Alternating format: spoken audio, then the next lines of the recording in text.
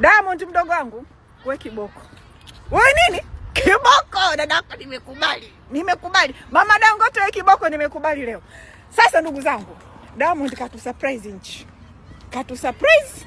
Sasa mimi dada yenu nina surprise. Hizo picha hizo post Diamond leo hakuna uongo. Ila kuna muendelezo. Si mnaona pale mwisho Diamond kaandika nini? Kaandika nini mwishoni? Kaandika afu nitakuja kuwaambia kilichotokea. Mimi nawaambieni leo sasa kilichotokea na msaidia Diamond kumalizia hiyo caption.